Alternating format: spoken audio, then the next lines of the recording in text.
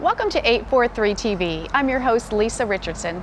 And I'm Will Wareham with WHHI-TV. We're coming to you today from the Beaufort College building on the historic Beaufort campus of USCB, which brings us to our first guest, Bonnie Hargrove, who's the director of the USCB Center for the Arts. Our next guests are Jim Rosen and Catherine Brown. They are with the Osher Lifelong Learning Institute. And our final guest is Michael Johns, who's with the USCB Festival Series. So stick around for more 843 TV. Where communities come to speak.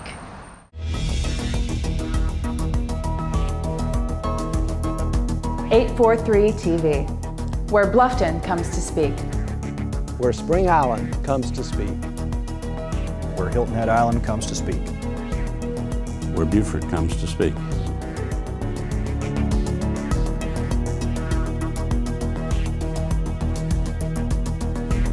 .843 TV, where communities come to speak.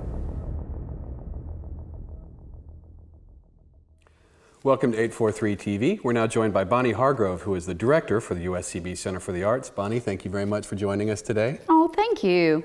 I appreciate the opportunity. Absolutely. Yeah. So we're real close to the USCB Center for the Arts, and that facility has really served as kind of like the hub for Beaufort's cultural Yes.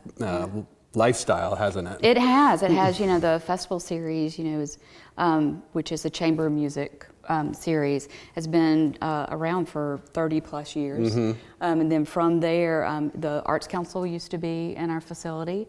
But now I run what they call the Center for the Arts. Yeah. And we run art galleries, we run productions, we have children's theater. We have a wonderful performance group called the Beaufort Theater Company. So, we stay busy. In fact, last weekend we had sellout shows with Etta James, with Marlena Smalls. So it's lots of fun. It sounds like It really fun. is. It really is. I mean, in the facility itself, you've got quite a large auditorium, right? With the big stage and all of the lighting and the and the sound system. How many people does that hold? It holds 461. Okay. And we're in the process of doing some renovations. The lighting that's been in there is over 30 years. Right, okay. Yeah, so I always tease because sometimes you'll see lights blink and people think, oh, well, that was an interesting part of the show. Well, no, that was death. That was, one more light left, So thanks to the county and the city and, of course, USCB, this summer we'll be putting in a new LED system. Oh, wow. So, which is really spiffy. I'll have to learn how to run that thing. Yeah. But it's literally something you can run off of an iPad. Can you imagine? Wow. So it's going to be great. And it's going to be a game changer for some of the shows that we can bring in. Because there's a lot of shows that we've been limited to because we haven't had the equipment that we need. And we'll be doing some sound improvements. And then we'll move on. And after that, we get to do the fun stuff like new seats and new carpet and, all the things that make the other part of the experience great. Bonnie, tell us some of the productions that you do have. You mentioned things for families and all ages. Tell us about how we can learn about those. You can. We have a wonderful website that we're constantly working on. And the next thing we've got coming up, February 10th, is the Three Redneck Tenors. Yes, they are from Paris, Texas. Yes, thank you. And they are awesome. They're wonderful. I had the opportunity to see them in some showcases, and they are classically trained tenors. And so part of the show is they come out, truly as three very formally dressed, and then they turn into their redneck side and come out and do some really fun things. So it's kind of comedy and great music, and they have a trailer on stage. Oh, nice. I know, I can't wait. I've never had a trailer. I've never had a trailer on stage. This is gonna be awesome. Yeah. Yeah. And so we talked a little bit about the light system and some of the needs. I mean, that's in order to compete for the shows and to compete for audience and make your production as good as possible, what are some of the most pressing needs besides the light system that you mentioned earlier that you think we need to address? Things that are just not fun, like electrical rewiring, electrical things. We do not have a way to lift sets up and down or line set or whatever, and so we'll be able to fly some things, which will make things easier. Just, making it safer, making it better. A lot of the groups that are now touring, the requirements that they have, we will, like I had mentioned before, we'll be now able to have people here that before that was our big limitation. Right. So, you know, and it just needs some love. You Yeah, know, sure. I mean, it's the university's taken great care of that facility, but the center itself is in use over 260 days a year. Is that right? Through the community, okay, and we run some rehearsals there. Right. You know, the library uses it for Book Sandwiched In. We have the International Film Festival. Right. You know, we've got, of course, all of our programming, and then, you know, we have dance recitals, Pat Conroy Literary Festival. So you can imagine, I mean, that's a lot of wear and tear. Right. Sure. So this is really big, and we really appreciate the city and the county. But now it's going to be time for us to go out and ask people like you. Exactly. Yes. That's what I was going to lead into. And Yeah. certainly there's a lot of people with hearts for arts, not just here in Beaufort, but Yeah. beyond in the surrounding areas. So if there's someone who would like to help, how can the public contribute, and who do they contact to do so? They actually can contact me or whatever, or any of our people at the development office here at the university, and we'd be glad to give them a tour and let them see what we have.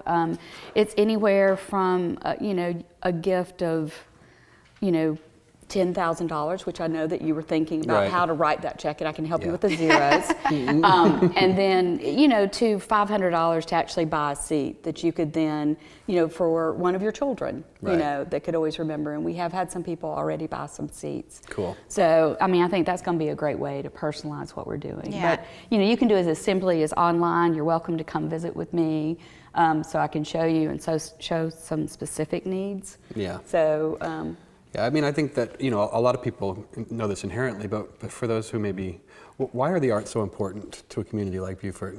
oh gosh, I mean, I think one way to look at it is just imagine not having it. But, Right. you know, I mean, and then you go, wow, what would we do? But, you know, for me, it's such a great connector. Right. You know, we have so many different type of people that come to these different events, and then they love it, and they come back and they want to support it. And so, you know, we're really lucky because our programming is very diverse.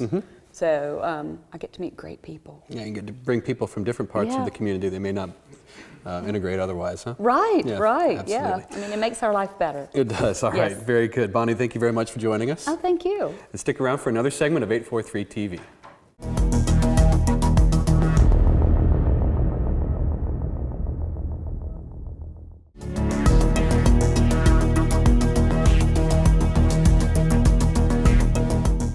Welcome back to 843 TV. Joining us now is Catherine Brown and Jim Rosen. They are with the Osher Lifelong Learning Institute here at USCB. Welcome, the two of you. Good to have you. Welcome. Jim, tell us a little bit about what OLI is. OLI is it's the Osher Lifelong Learning Institute, and basically it is a philanthropic program that was set up by Bernard Osher around 1977. It's affiliated with the universities throughout the country, and it's a program for people over 50 who want to have an educational experience, learn about something maybe they don't know, without the pressure of exams or or homework. Right. So it's both entertaining and educational, and it offers a myriad of courses anywhere from art to music to literature to history and on-site activities, off-site activities rather.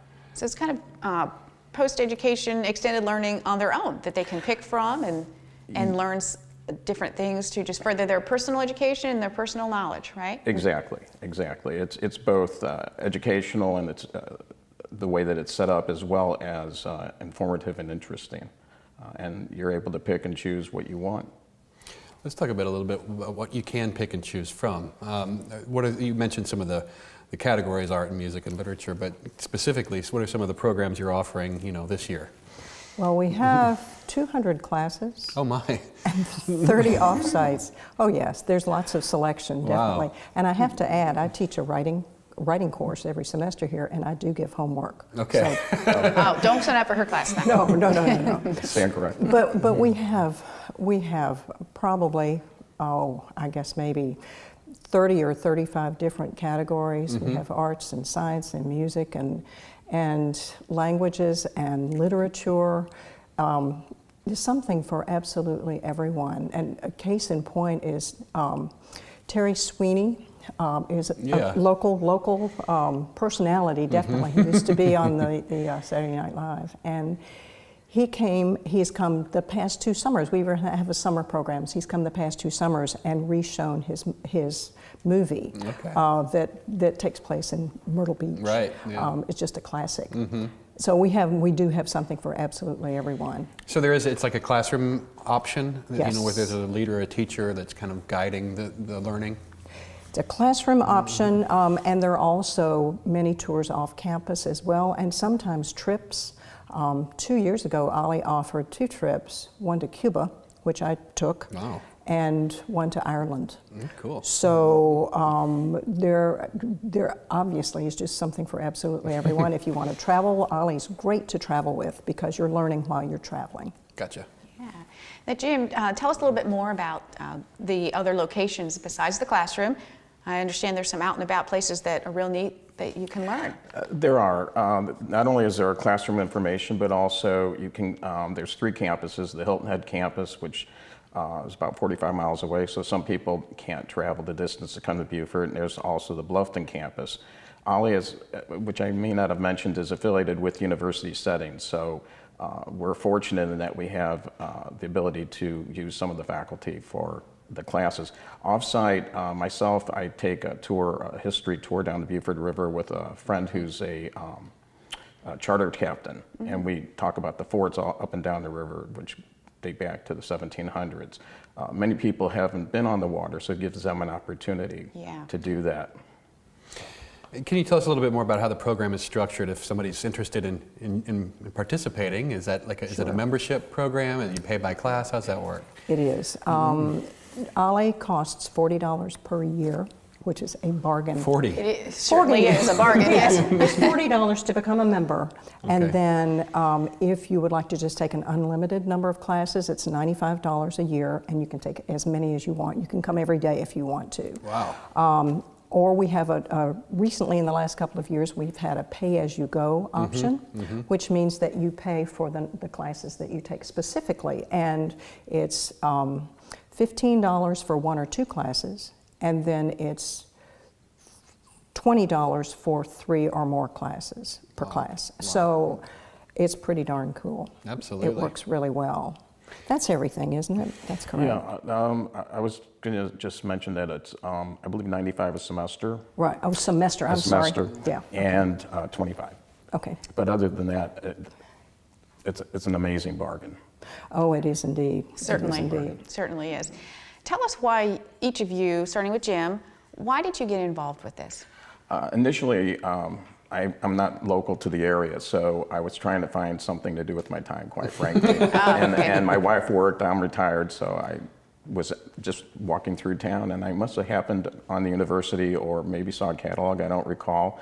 And I went in and signed up for classes. It was a way to meet people because we knew no one here, and it was a way to get involved with learning. I've gone to school for many years and I enjoy the learning activity, but I wasn't really looking forward to testing, or I didn't want formal coursework. Right. And so it was, the curriculum offers such an interesting variety of things to do that it piqued my interest. I found that I started coming here almost every day. Wow. So, yeah. Very good. And real quickly, Catherine, anything you'd like to share about why you got involved? I became a member of the curriculum committee before I'd ever attended an Ollie class. I was not a member, but a neighbor was asked if I wanted to be on the Ollie curriculum committee, and education has just been one of the most important things in my life. I think it's really, it keeps the brain young. Yes, it does. Absolutely. So I've been here since, I guess for the past 4 years, I've been on the curriculum committee and taking classes and teaching classes, and it's really, it just broadens my life. I meet so many interesting people and learn a lot. Right, you never want to stop learning. I do not. And real quickly, for those viewers who may be interested in learning more about the program, how would they do so? Facebook, Okay. website, phone number, and what's the other? come down to Ollie's Come office. in person, yes. Come The Ollie visit. offices, come to Beaufort, Hilton Head, or Bluffton. At the campus. USCB campus, right? Yes. And I believe that we offer at least I think at the beginning of the semester, some free courses. You can actually come and see if it's something that you'd like to do. And we do have in addition to the 2 semesters which parallel the school semesters, we have summer programs. So it is a year-round activity. And for people over 50 looking for something to do, keep their brain active, it's an unbelievable option for them. Great stuff. Thank you both for joining us. Thank you. And stick around for another segment of 843 TV.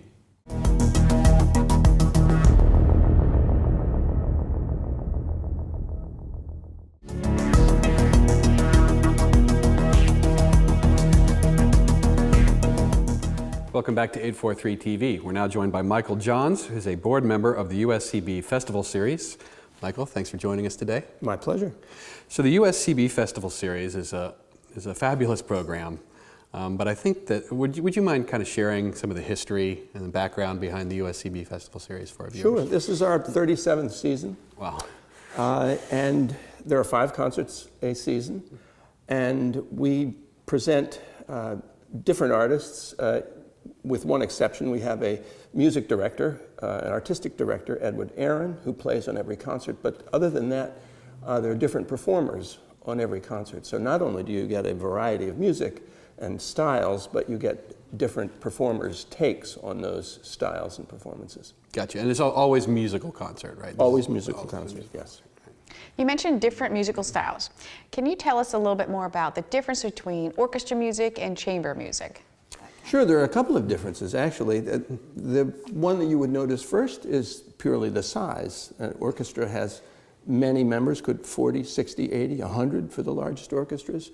And a chamber music group, chamber gives it away. It's not an auditorium group, or it's not a concert hall ensemble. It's a chamber music group, which implies a smaller setting. Okay. And the other fundamental difference is in the organization of the ensemble. An orchestra is a top-down ensemble in that because of the numbers of players, you have to have someone that leads and directs. Otherwise, everyone's going their own way, and it can be chaos. So it's top-down. The conductor dictates the style, and all of the particulars, how long the pauses are and such things. And it's up to all of the members to come together and follow the vision of the conductor. With chamber music, it's just the opposite. It's built from the bottom up. On the USCB Festival Series, we have from 3 to 7 players each concert, no more than that. Okay. And the hall is a perfect size, with those 461 seats. You can hear every note, and the players are deeply invested in the performance because every note they play is heard, because there are so few of them. So they get to help. Every one of them has a voice in determining the course of the music and how it's going to be interpreted. So it's a very much, they're very much invested. And to my way of thinking, I picture an orchestra is something that you lean back to listen to, and you can let the sound come to you. There are waves of sound. It's fabulous. And in chamber music, you lean forward because you're listening to intimate conversation among the musicians. So they're both equally valid, they're both wonderful, but they're quite different experiences. Wow, that's neat. And some of these chamber groups that you get, they've been playing together as a group, right? I mean, it's not like you pick individual musicians and say, hey, come on and play together. Or is that how that works? Sometimes yes, sometimes no. We've had string quartets, for instance. We've had the Emerson String Quartet. We've had the Tokyo String Quartet, St. Lawrence String Quartet. This season, the Brooklyn Rider String Quartet. So those are preformed groups. The other groups, many of the players play together in other venues. Right. But in general, they come together for this series. Wow. out of their normal lives. Many of them are university professors, for instance. They might have a week off or take a week off. But the good thing about that is that it's certainly not stale. Right. And they're on the edge of their seats because they're doing it for the first or maybe the second or third time together in that particular group. So you get a real sense of something being made at the moment. Right, brand new and unique. Yeah. So that's one of the things that makes the USCB Festival Series unique. Another thing is it's a Sunday concert, right? It's a Sunday matinee. Sunday at 5 o'clock. 5 o'clock, okay. And can you tell us, share with us, you know, there's only 5 of these, and you bring some really significant names, I think, is appropriate. What other things make the USCB Festival Series unique? Well, the thing that makes it the most unique, in my opinion, is the quality, which is uniformly, I wouldn't say that it's good, it's always very good, and many times it's spectacular quality. You could go to Lincoln Center in New York. This is like Lincoln Center coming to our backyard. It's right here. You don't have to virtually go anywhere to hear great music, spectacularly well played. Wow. It's a very exciting venue, and we're very lucky at this little burg of ours in Beaufort to have this kind of talent come on a regular basis. We're very lucky. And I think maybe people aren't aware of this. So how can they find out more and find out what shows you have? Where do they go? Well, there is a website, but the easiest thing to do would probably be to call 843-208-8246. They can find out there. They will find out all of the information they need there. Really neat. And is this something, I mean, is this something that is all ages, or is it, I mean, who are you targeting? Who comes to these concerts?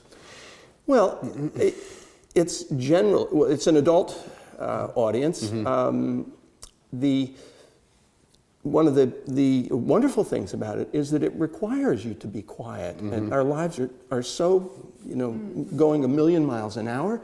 It requires you to be silent for a while, which, of course, for young children is very difficult and could be potentially distracting. So it's for high school students on up, and we have people as old as, you know, in the 90s and as young as in high school. But anyone interested in music? Anyone interested in music.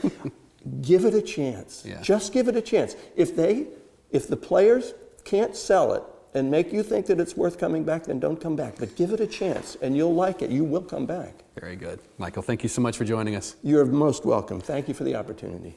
And thank you for watching 843 TV. Where communities come to speak.